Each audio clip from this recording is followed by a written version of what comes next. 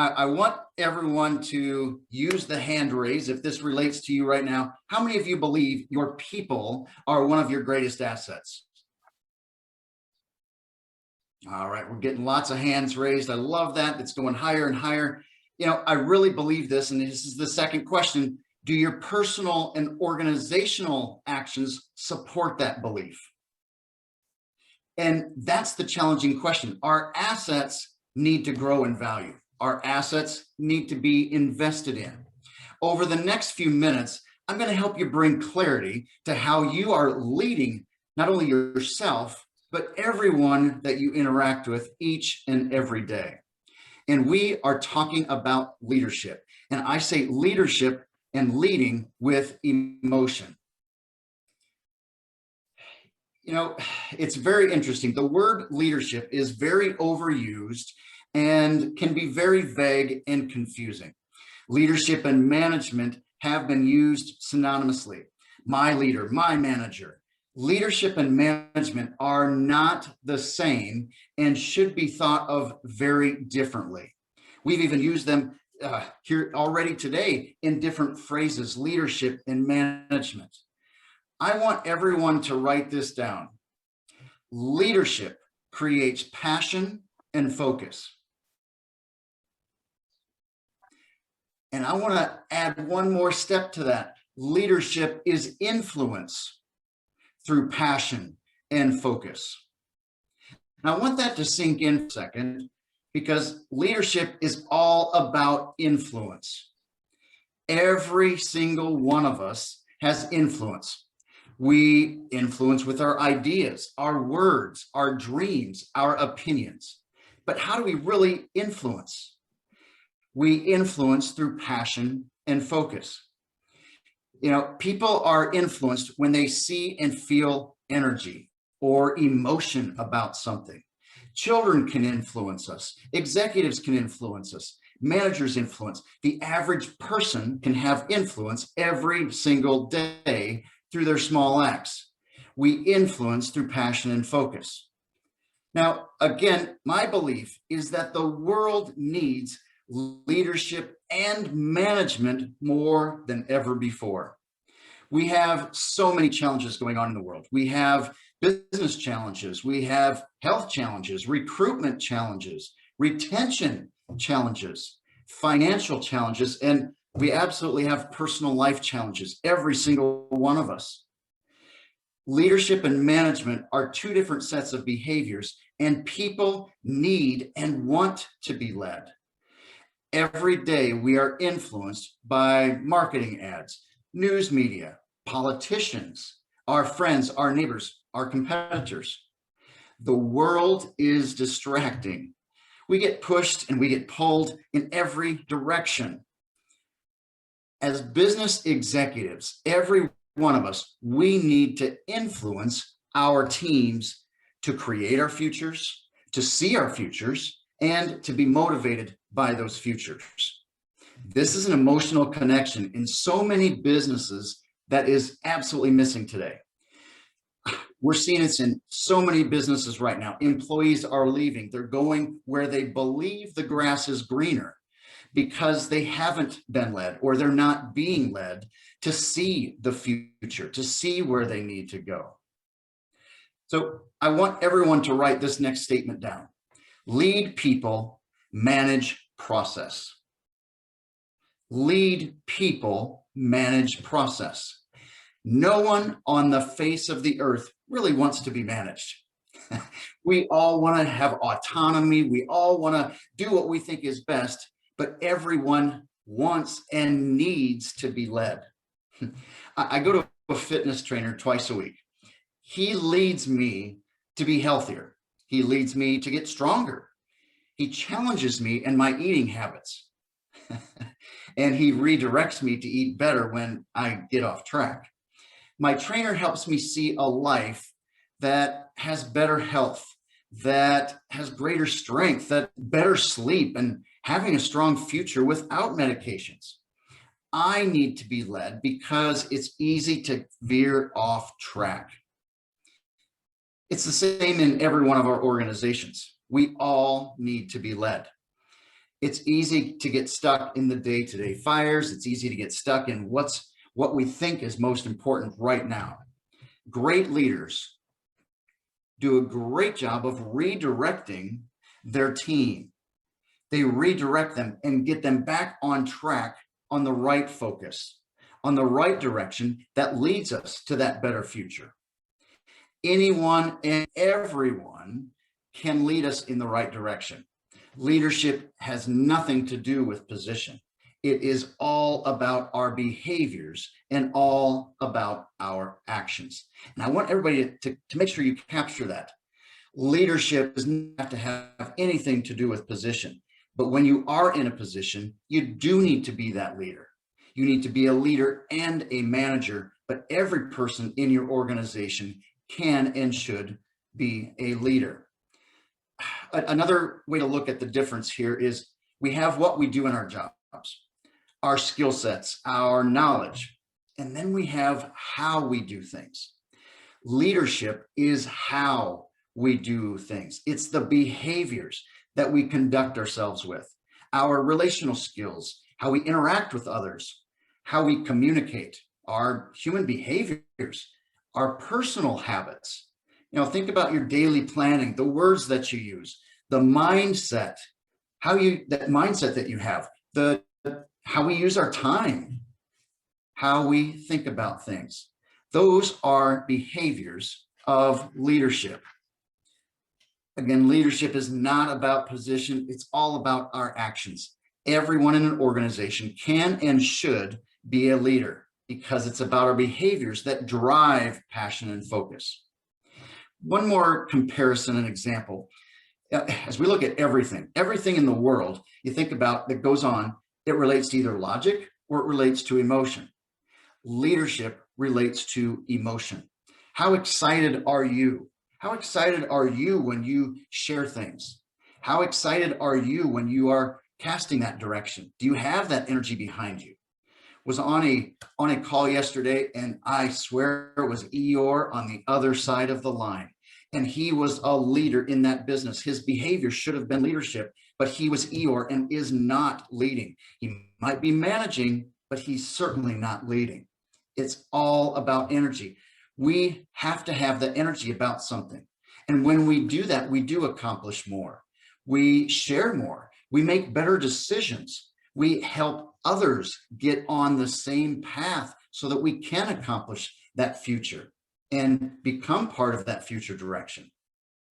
We all need to be leading with positive emotion. Now, there are a lot of leaders out there, and I will say we meet them every day. There's a lot of leaders that lead with negative emotion or fear. I do believe you will get there faster and you will have better results when you eliminate that fear. You eliminate the fear and you put in the positive energy to help us go in the right direction. So I really believe this is powerful. Before we can lead others, or before others will follow us, we first must learn how to lead ourselves. Now, the next phrase I want you to write down is this right here. People do what people see. People do what people see. For the most part, anything we watch and do, people do what they see. They're learning from how others are acting. We can tell them to do something all day long, but if they see us doing something else, which are they going to believe? Which are they going to follow? They're going to believe what they're seeing. Children are a great example of this. I'm a parent of 3 daughters. Okay, there certainly have been times where I ask them to do something or I teach them to say the right things, but there are times when I don't live up to my full potential. I might say words that I shouldn't say, and guess where they learn them? They learned those nasty words from me because that's just happens. People do what they see. They learn that it's okay to do those things. It's the same for our team. They learn from our behaviors. As business executives, we have to be the role model. We have to think about how others are perceiving us and what are we teaching them every minute because of our actions. So before we can lead others, we first must lead ourselves. To help you lead yourself, I'm going to share with you 5 tips to help you grow in your behaviors. Okay. The first one I want to share with you is being very conscious of the words that you use. And I want to give you a few examples of this. And here's another phrase I want you to write down. True communication is the response you get.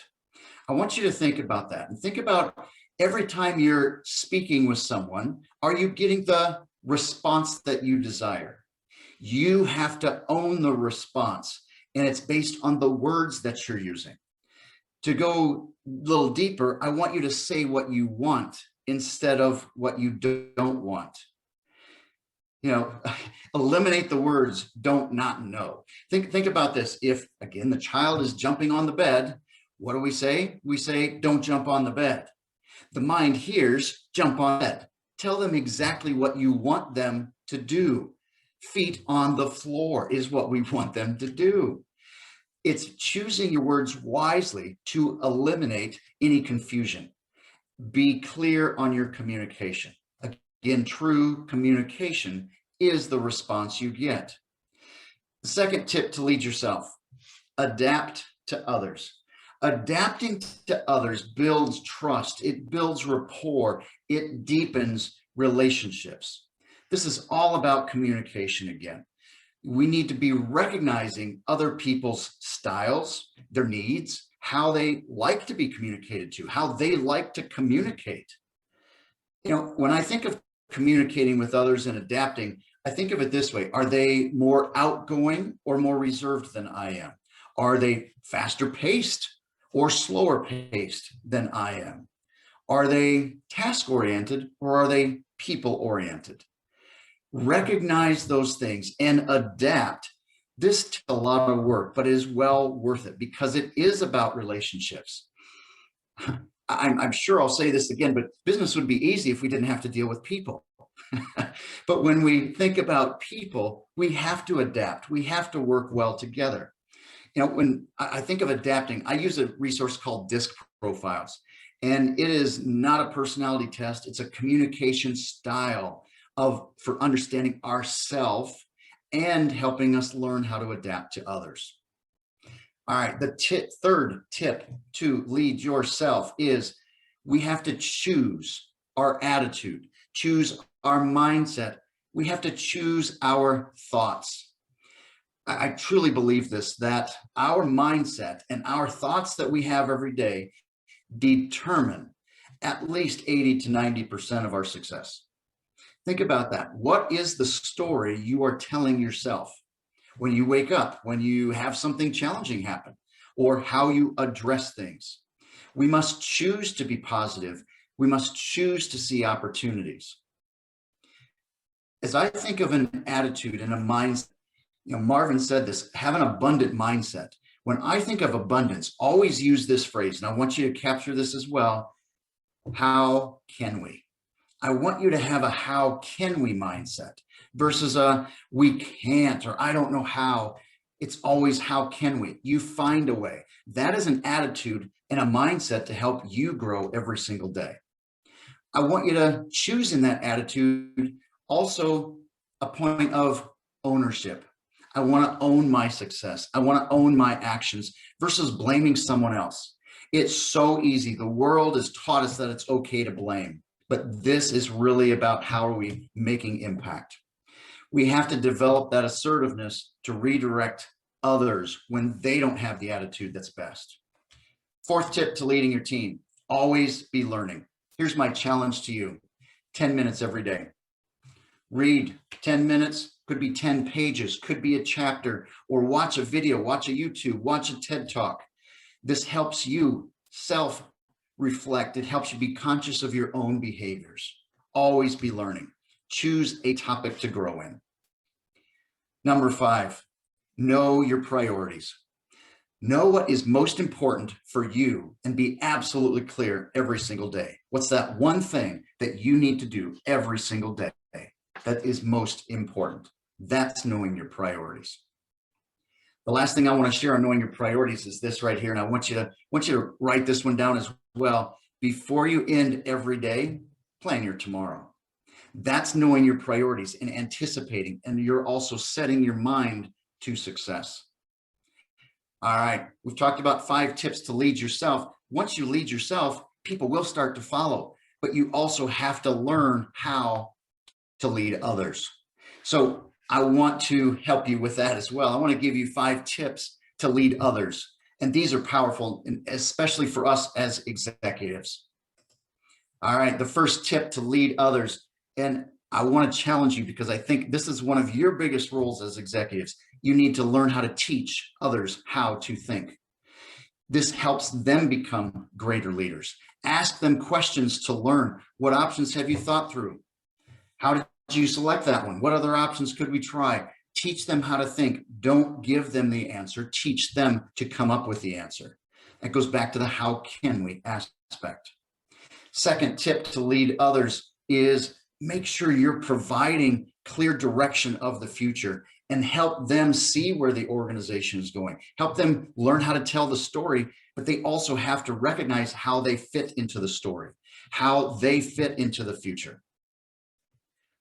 Number 3, ask more questions versus telling. This is powerful. You lead others by asking. There's so many managers that believe that they have to tell because they're the manager. You actually are a stronger manager and a stronger leader when you ask more than you tell. Number 4, understand where they are. This is in their thoughts, their beliefs, their concerns, recognizing what they're going through right now. This is a powerful thing, especially with COVID going on. We have to do that. Last one, make sure you have positive reinforcement. Recognize and reinforce the behaviors that you want more of. And it's okay to make mistakes. That's how we learn every single day. We aren't learning unless we are trying and pushing our limits. Give kudos, show gratitude, send handwritten notes. These are the 5 tips that I want to give you today to help you lead others. Be intentional and clear. I want to share just a brief client story on how they have built their leadership in their organization. This is a company I've worked with for almost 3 years. They're great at their skill. They were great at growing their business. They had strong business, but they weren't aligned. They didn't have clear direction. The CEO had just gone through a mental challenge where he was overwhelmed with fears and the weight of running the business. He really focused and wanted to learn how to not only lead himself, but lead his team. That's when our relationship started. They focus on growing their team, and every person in their organization has a personal development plan where they're not only growing the business, they're growing themselves. And when they grow themselves, the business grows. That is the power.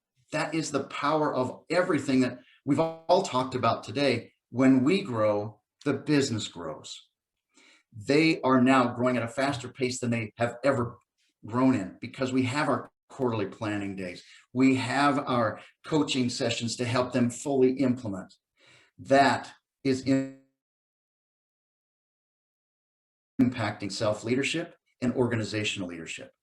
So I want to make this all real to you.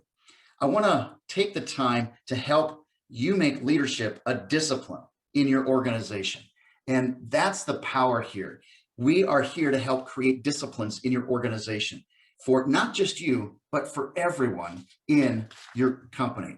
So here is the specific action I want you to take. I want you to make leadership development easy in your company. Leadership development easy in your organization.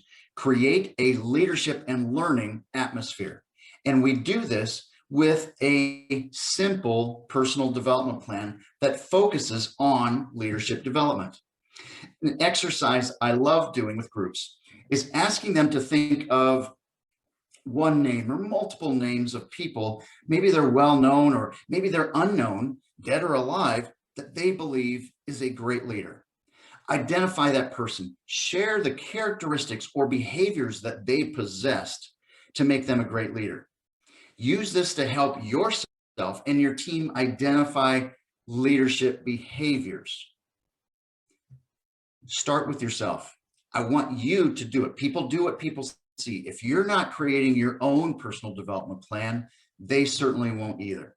I want you to identify and focus on one area to develop in.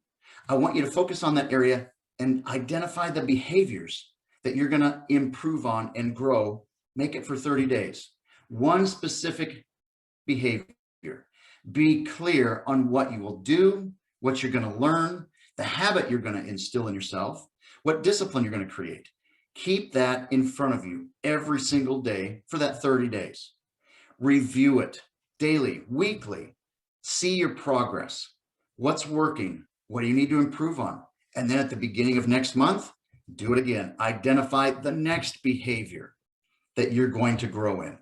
Continue with that previous behavior and then continue to add the next. I like to monitor my progress in a notebook. On the left-hand side, what's working? On the right-hand side, what do I need to learn differently? I may do that daily, or I may do that after a conversation to help me self-reflect and continue to develop that personal skill.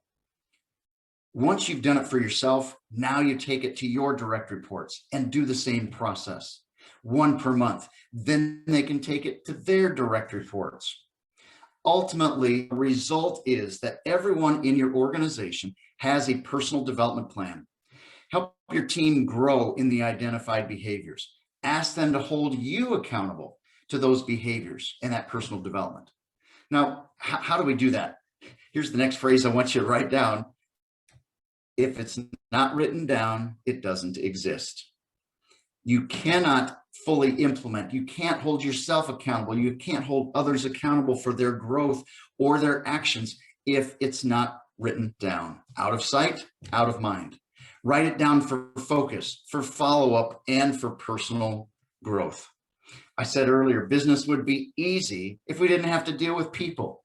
We truly cannot have a successful, long-term, sustainable organization without great people as our assets. We truly can't be successful leaders without great people as one of our assets. So this is another phrase I think is very powerful. We're the ceiling of our business. We're the ceiling of our business with our beliefs, our dreams, our goals. We're also the ceiling of the energy in our organization. It's time to break through that ceiling. And I want you to be intentional with everyone you interact with. So I want you to lead with emotion for personal and organizational results. Invest in your greatest assets, yourself and your people. So I want to thank you for your time. I love that we have so many people on the event here today. The last thing I want you to do as of right now is, again, in the chat box, I want you to type in what your biggest takeaway is from the discussion that I shared. I want you to think about how you are investing in your biggest asset.